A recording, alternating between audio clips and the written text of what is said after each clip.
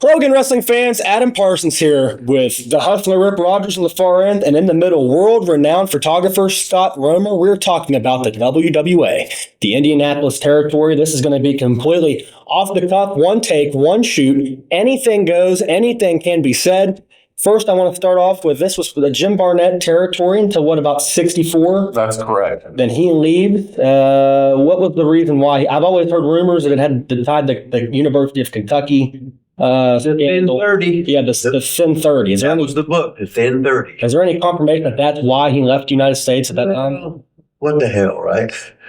Scott, what do you know? All I know is that Bruiser held Paul Estes, who was the front name in the promotion for Jim Barnett, and he and Wilbur Snyder went to the top of a building and held Paul Estes' legs, had him upside down out a window, and they were going to drop him to convince him to sell the territory or give the territory to them. WWA stands for World Wrestling Association.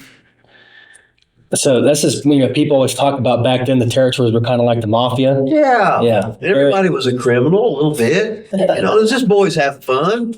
50-year-olds acting like they're teenagers. What the hell is wrong with that? Yeah. For those that don't know the backstory on Dick the Bruiser, grew up in Delphi, Indiana, later becomes Green Bay Packer, was a big football star out of high school as well. Mother was a prominent figure in the state as well. So he pretty much had everything going for him as far as wanting to take over the Indianapolis territory. That is correct. He was pretty well connected with the police department, and in politics, they protected him.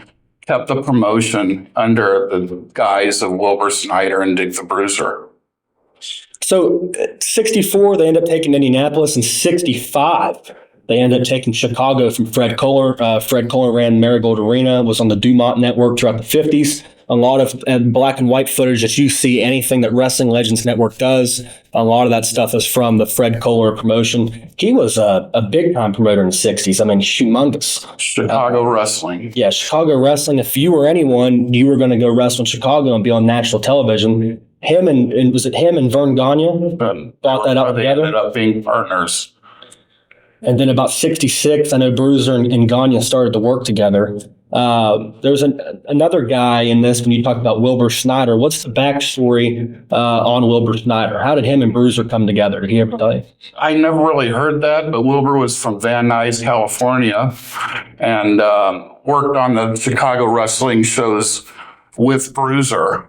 And they became partners for the Indianapolis area, which also... Not only Indianapolis, but the state of Indiana. And they were getting a percentage of the Jarrett promotions when they were wrestling in Lexington.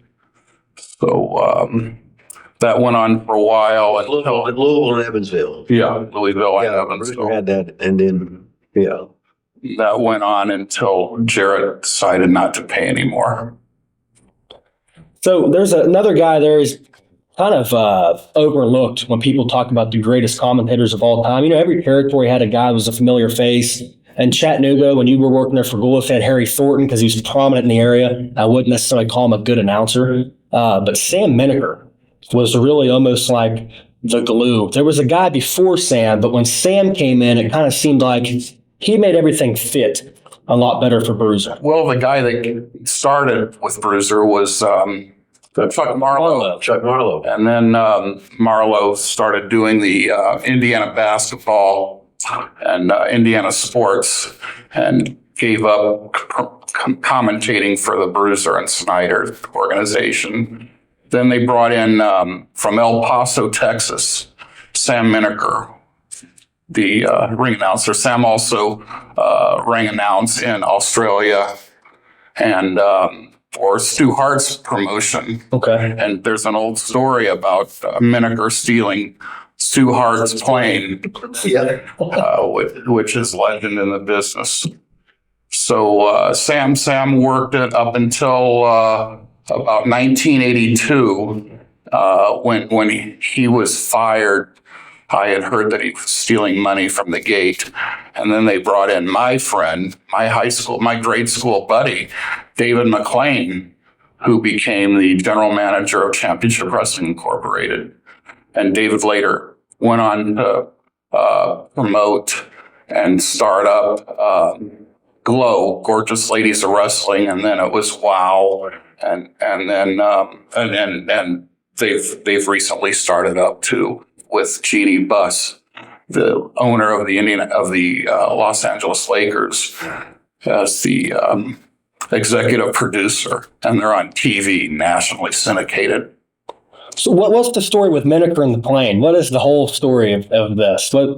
I always heard he stole Stu Hart's plane and flew it to El Paso or somewhere in Texas. To go back home? Yeah, whatever it was. And then Sam Miniker, he was the epitome of an intelligent ex-pro wrestler that knew the sport, knew the psychology. He was a respected officer for, was it the Army in World War II, whatever? Correct. And he was quite the ladies' man. He could talk some shit. He had 6, 7 wives, or what is it? Was it what? He had a lot of wives. He was a guy. If you was a young guy, you looked up to him. You go. This son of a bitch lived. He was also he also did magic with cards, and he was also a former actor. He was one of the strongmen in Mighty Joe Young, as well as he played a mobster in the original movie. That's right. The Wrestler. That's right. Gagne Mm-hmm. and Arlene Giftos. I didn't know Arlene, but I just knew That was the second. Yeah, he was the heel guy in the original movie The Wrestler, which I liked the first movie The Wrestler 100 times. Absolutely, it was. But then again, I was younger, didn't know anything. So I was just Bruiser and Crushers and holy shit, yeah, Sam Miniker, oh yeah. So it goes from Chuck Marlowe to Miniker, but the thing when I look back on those tapes and look at it, when Chuck was there, the TV taping was in a lot smaller, and it almost looked like it was a high school gym. It was a lot smaller setting. All of a sudden, by the time Miniker gets there, they're running the air-conditioned armory. The old air-conditioned expo. The beautiful center. Yeah. Air-conditioned center. Tickets can be had. At Ross and Babcock, Ross and Young. South Illinois Street. Yep. I used to go get them when I was in college. I go right up there, go to Ross and Babcock, Ross and Young. Get the $4 ticket, baby.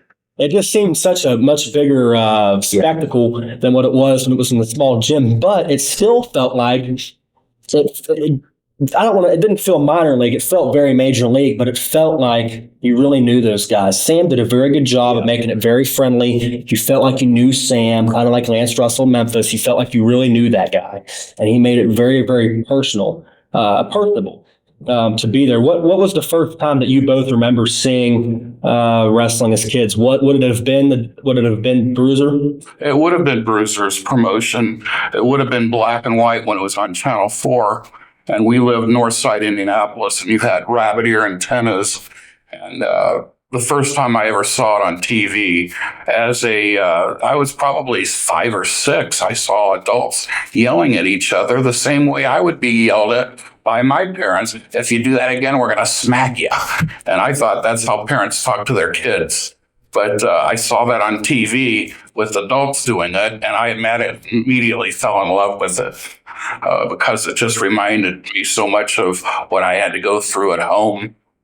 And, and still to this day, I follow the sport and I love it from that moment on. Rip, what do you remember? My first live event I've ever seen, 1961, I go to Shields High School gym, which is the gym at the old in Seymour, Indiana. The main event is Cowboy Bob Ellis against Dick the Bruiser. Then I remember there was Joe and Guy Bernetti was on there. The rest I can't remember.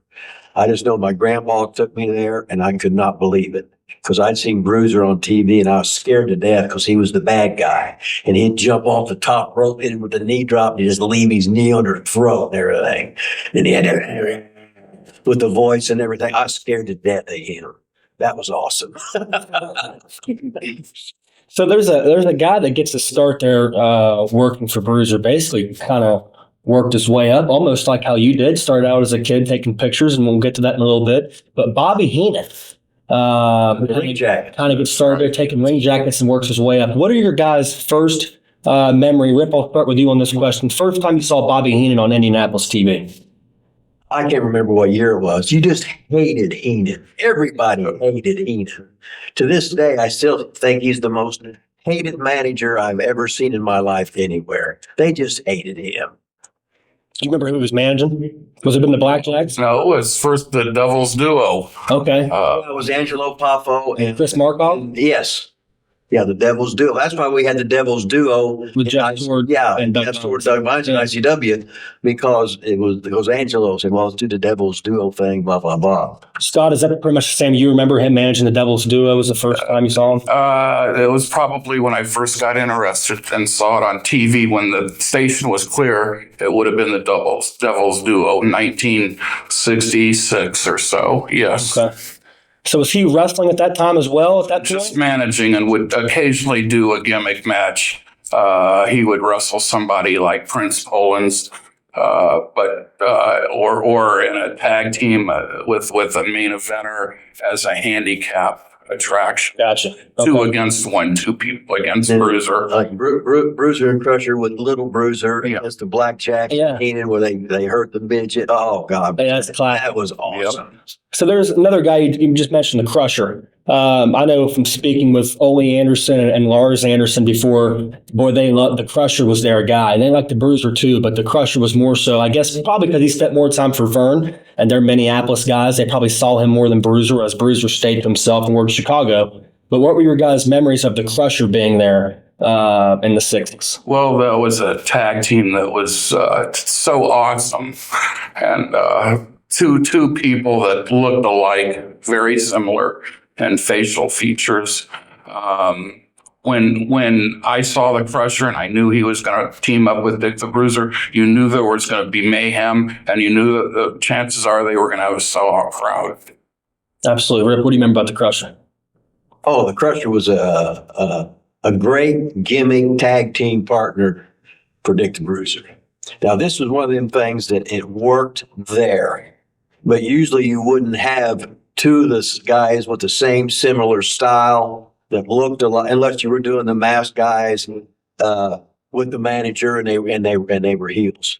But because one didn't sell and the other one didn't either, so it was make your own comeback and whatever. But you love Bruiser and the Crusher.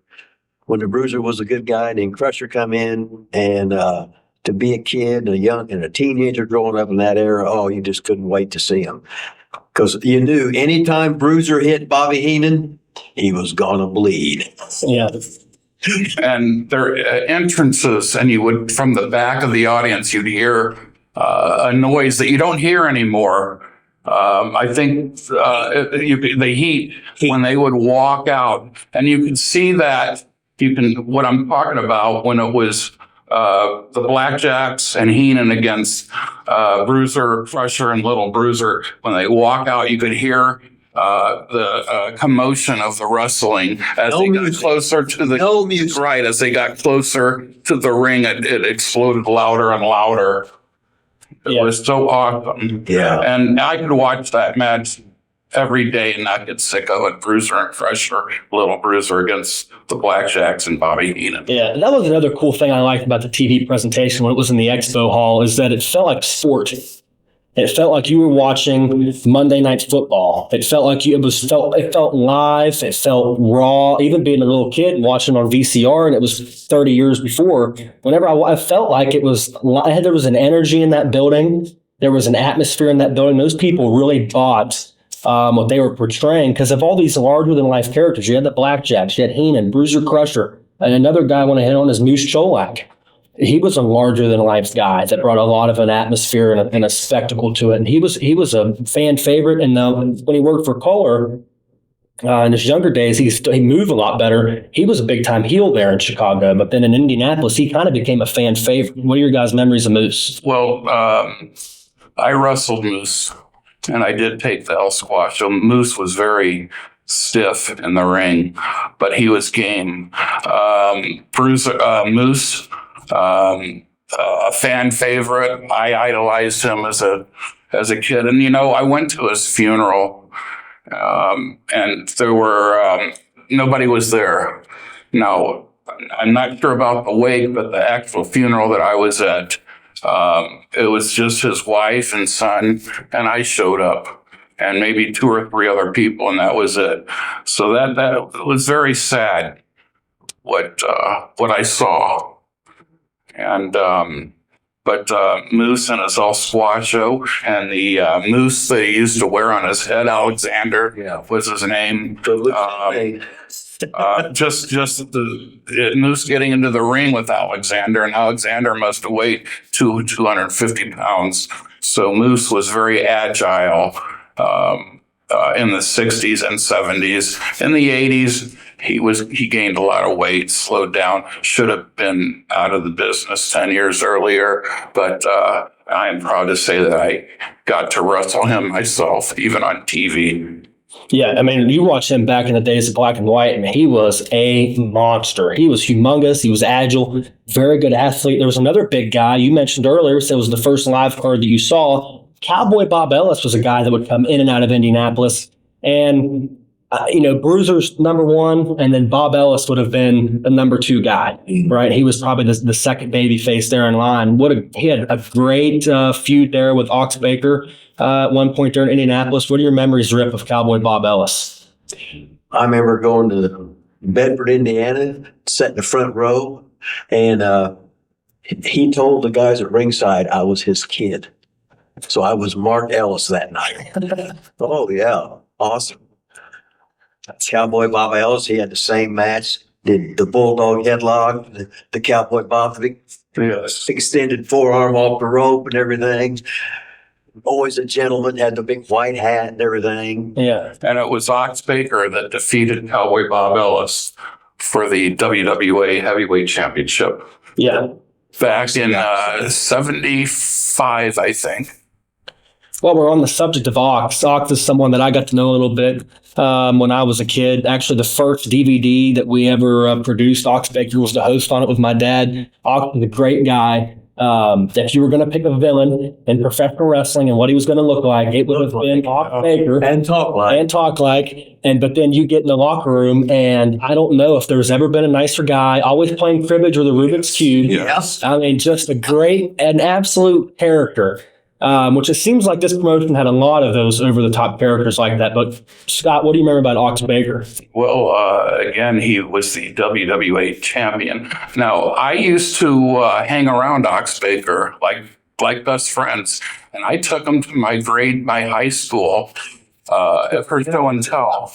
And, and he'd have to go shopping, maybe to pick up some groceries. He loved to cook himself. So he'd pick up groceries, and he'd have a Band-Aid on his head, and I would give him the pictures, and he'd have him carry him with him. He dropped them on the floor at the supermarket, and an old lady picked them up, and they were pictures of him bloody. Oh my God, what did you do to your head? And I got myself shaving. But Ox was a game heel who was nice, a very nice man behind the scenes. He had a son, Gary Baker, that he lived with him in Indianapolis, and we would, we were friends. Gary, who is now working as an oil rigman, is that what do you call it, on the rigs? And quite a few years younger than me, but Ox was just an awesome human being. He actually called me shortly before his death, and I think he felt something was going to be happening to him, and he was making amends, calling his friends up to just say goodbye, more or less. So it wasn't any more than 5 or 6 months later that he died after I heard from him. Now, Rip, you got to spend more time with Ox than a lot of people being in the ICW territory with him. There's probably some other places in Kansas City. You ran into him as well. What are your memories of Ox? Foxy Oxy, the first man I seen him paint his toenails red. Yes, that was another thing. I did mine with his blessing. I painted my toenails red. What was the reason for the red toenails? It didn't matter. Foxy Oxy did it, so I was going to do it too. I always thought that was just for the match. They did a street clothes match. Is that what it was called? Street clothes, and where they Street fight. They Street ripped the fight. things off. Right. And Bruiser pulled Ox's boots off, Yeah. and they were painted red. And then when I was at Ox's house, we went to the swimming pool, and he had his thongs, slippers on, and you could see the red toenails. So he wore it like that for a long, long time. Yeah, and not to skip over the Rubik's Cube, I actually saw him do that one time, and this is probably 4 years before he died. He did it underneath 2 minutes. Oh, yeah. He was just. And he was talking the whole entire time while he was doing it. And it was about 90 seconds he ended up doing the Rubik's Cube. And then a cribbage player, we were at Greg Price's NWA Fan Fest. Last year he did it, and there was no one there. That was the last year Price did it. By that point, it had been kind of overdone for about 10 years. And I sat there with him and Bill White. Oh, Bill. And listen to those two guys tell stories and play cribbage for about 2 hours. It was really cool. Brody used to give Bill White his wallet and say, "Hold this for me," because He was the biggest known thief. yeah. So he wasn't going to dare steal, right? Yeah. All ribbed. Bill died within the last year or so too. I had become very good friends with him through the Cauliflower Alley Club. Yeah, Bill was a good guy when I met him. Lifetime member of. But speaking of big heels, you got Ox Baker as the ultimate villain. If you're going to pick a tag team, Bruiser and Crusher would be up there, but these two guys would be up there as well. We mentioned the famous match earlier. It's about the Blackjacks. I mean, I don't know who had more heat in Indianapolis. You guys got to see them both. Bruiser and Crusher was heels, or the Blackjacks. I didn't see Bruiser and Crusher as heels. Right. Had been free. Okay. Yeah. So the Blackjacks would have been. They were easily the top team. Oh, yeah. And then with Heenan, because Blackjack Mulligan, God, he was so big, right? And then Lanza was big, but you didn't even see it because Mulligan was just huge.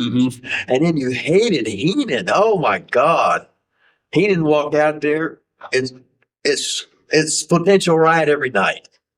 Scott, what were these guys like? You're which we're getting ready to get to. You grow up and then you start taking pictures of the guys, and then you kind of get into business at a young age. What were guys like the Blackjacks, Ox, Heenan? Did they kayfabe you? Were they nice to you? Heenan kayfabed me until he saw me that I was working nationally, so I'd run into him at different Vern Gagne shows where he was respected me a little bit more. But I got into being the official photographer with David McLean right before Heenan's last match, where Bobo Brazil and he teamed with the Sheik, and Bobo Brazil and Bruiser beat him up pretty badly, and that was his farewell from Indianapolis. That was 1974, I believe. Okay. So I didn't work with the Blackjacks. They had left Indianapolis at the time, and Heenan was on his way out as well. But any other person I did work with, if you want to mention it. I got you. Something going back, you just mentioned McLean. It made me think of it.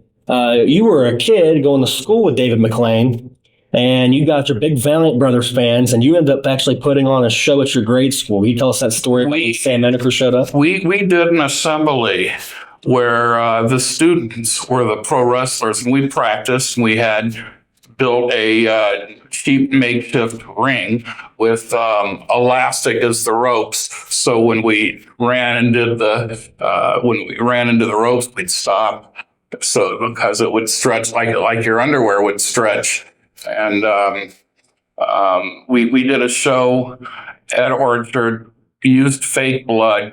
We invited Bruiser, but Bruiser declined to come and sent Sam Menaker. We were so thrilled to have Menaker.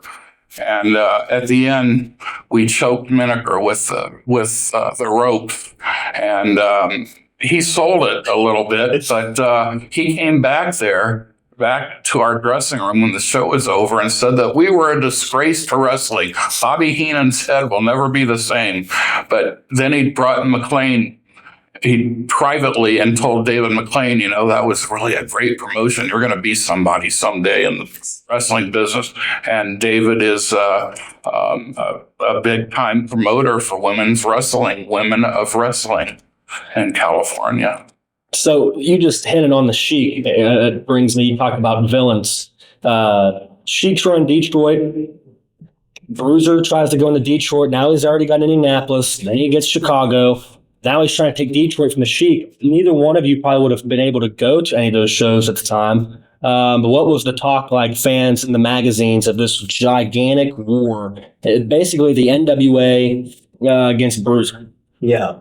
Well, you would probably know more about that. Well, I mean, the Sheik had access to any NWA superstar they were because the NWA promoters helped the NWA promoters. Bruiser wasn't NWA. Right. Right.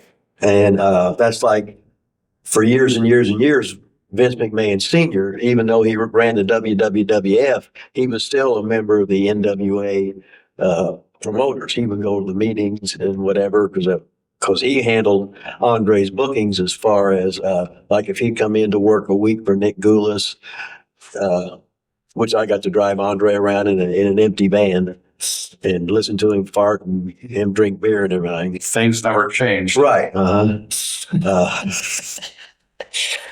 just remember this is very similar. Atlanta went through a wrestling war, similar time period, and similar story. The promoter was going up against the NWA. Every top NWA star would be at the next Kobo show. I mean, they'd have the world champion there, plus the junior heavyweight champion, plus Andre, plus everybody else. And it really, Bruiser's probably the only promoter that really went round for round with Detroit to the very end. I mean, the Gunkel wrestling war in Atlanta was, once they brought in all the top stars, it was pretty much over with. But Bruiser hung in there. What, 2 years? Yeah, and Bruiser hung in there with him pretty well. You got to remember, I just think of this. Bruiser was there about 2 years, and he probably ran, once a month? Yeah. So he ran maybe 24 shows in 2 years.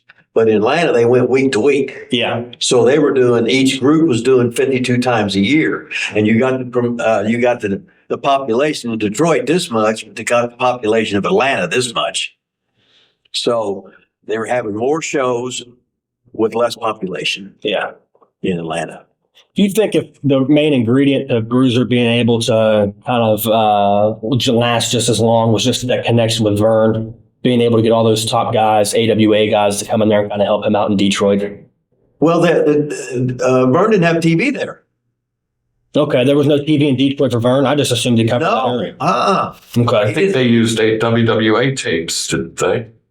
Who's that? Bruiser's tapes when he was running in Detroit. Yeah, it was Bruiser's tape in Indianapolis. So Vern would have been of no use. That's like, if you just watched Bruiser's tape, you wouldn't know who the hell Vern Gagne was.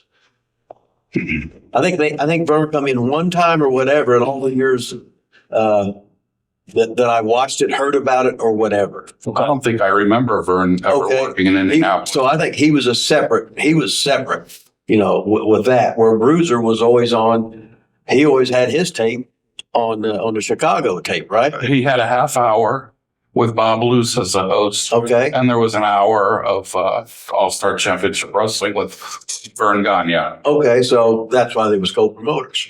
Gotcha. So how was Bob Luce? Did he ever come around Indianapolis to the tapings? He did. He came to Indianapolis to do the tapings at the Channel 6 studios, the promos, the promotions, but not to watch the matches or be there. That was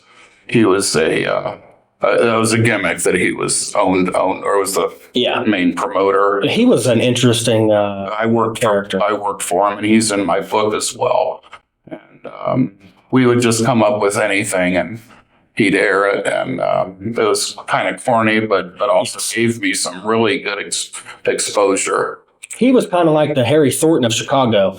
In the sense that he was so bad, he was good. Yeah. You know, he was so over the top and a character and just so corny. Yeah, those interviews were great. And then they did the famous where Rock Faker hit the guy with the heart punch there. That was a pretty good angle. Let's talk about Pepper Gomez and the Volkswagen going over his stomach. Yeah, absolutely. Then he got the knee drop across the throat, right? Yeah.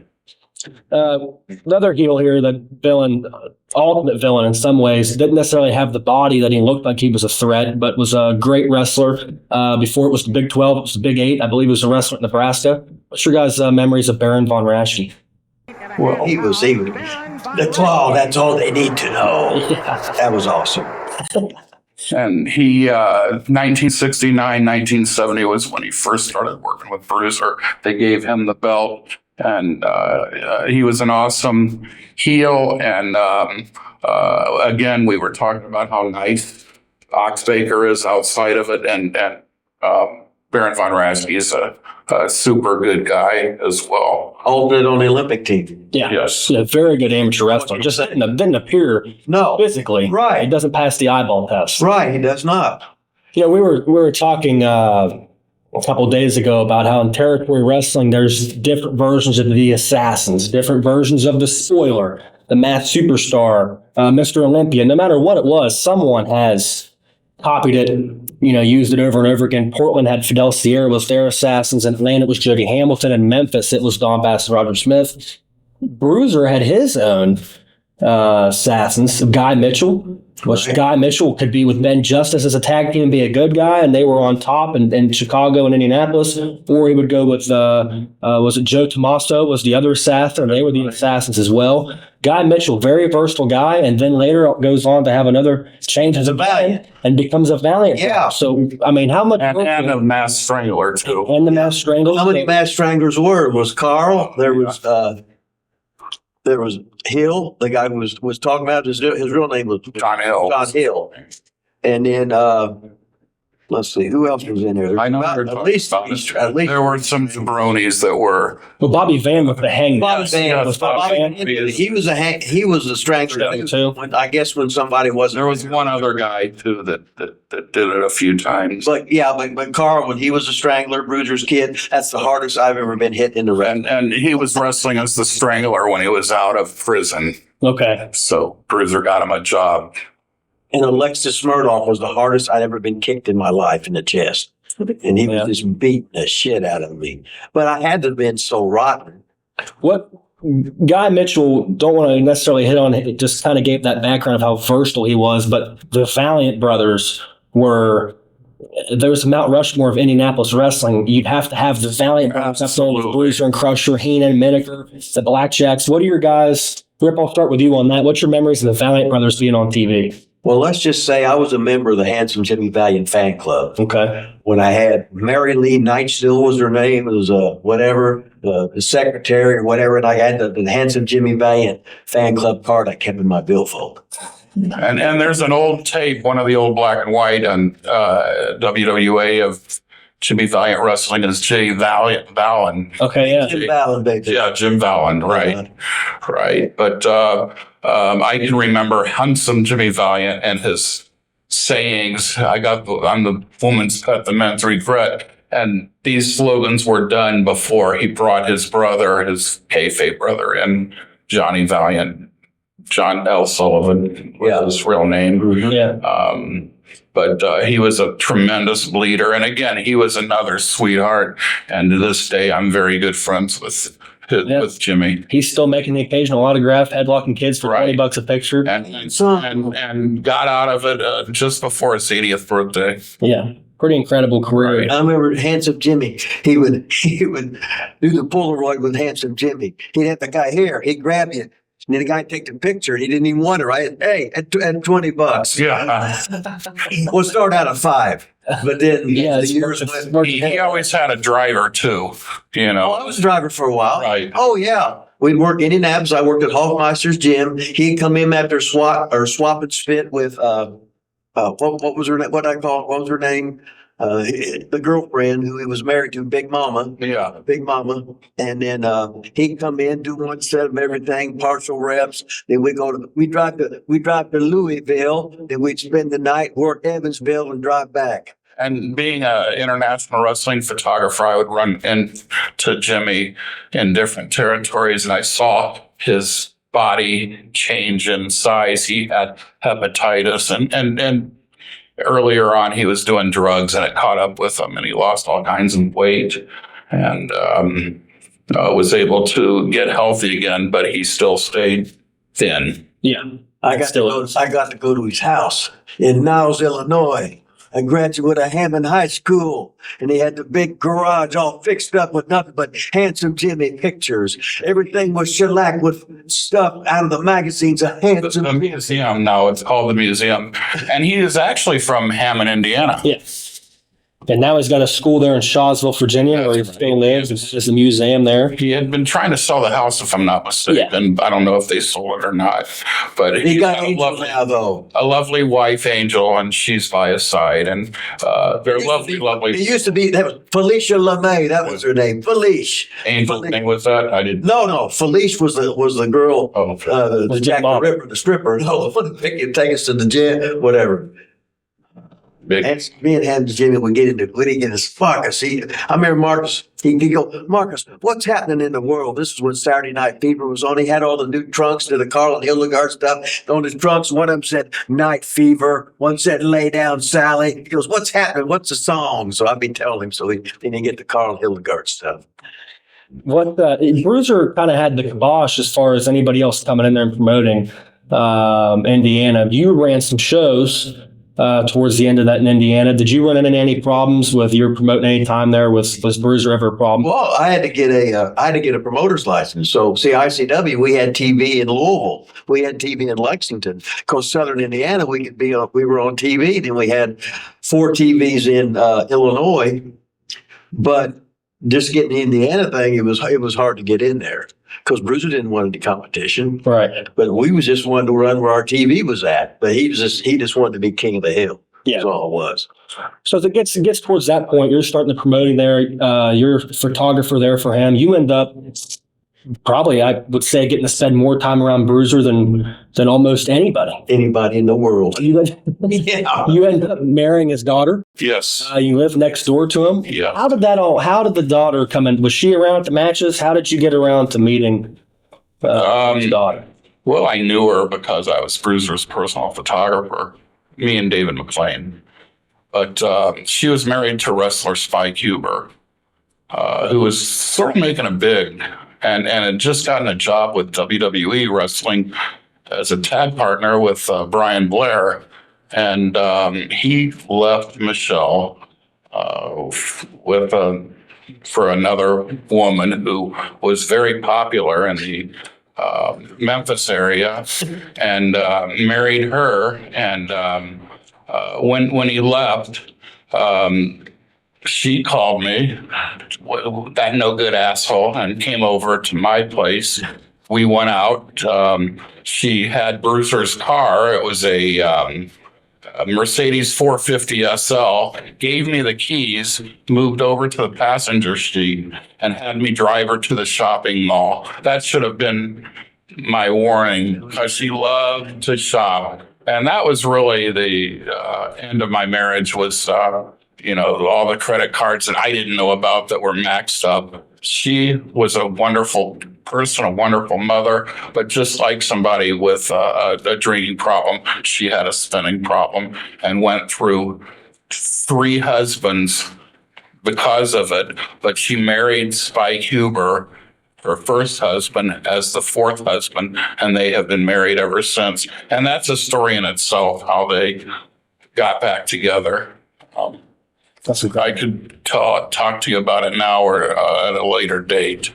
Well, how did they get back together? Because I think Spike lives in Tennessee or was in Tennessee at the time. So how did he get back with? Well, she was dating the Golden Lion, or married to the Golden Lion, and same thing. He couldn't afford her, so he ran a wrestling show and brought me and Spike Huber in.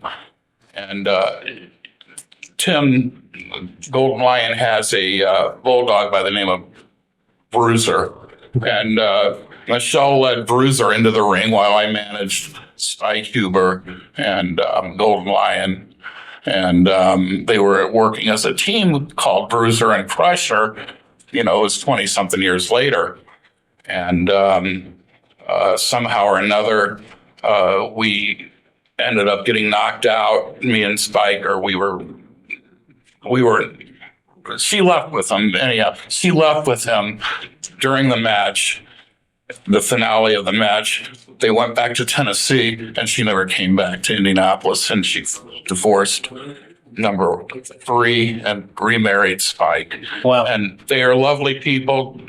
I don't mean to make a mockery out of it, but it was sort of unusual how it all happened. Yeah, that is actually, that's, I had a stroke, you could probably tell, several months ago. I was photographing his reunion when it happened. I couldn't follow. High school reunion. Right. I was in the hospital for quite a while, to be honest with you. And she had contacted me and wished me, the best of luck. And bless Rip's heart, he was there at the hospital every day, keeping me company. And, I just won't ever forget that. And I've recouped enough to where I can get out. And, Yeah. My wrestling career as a occasional manager is probably over, but I'm able to eat and sleep and drink it and hang with Rip and hang with whoever. So I'm very grateful. No, he's just a mature male that women throw themselves at. He can't help it. He's got swag.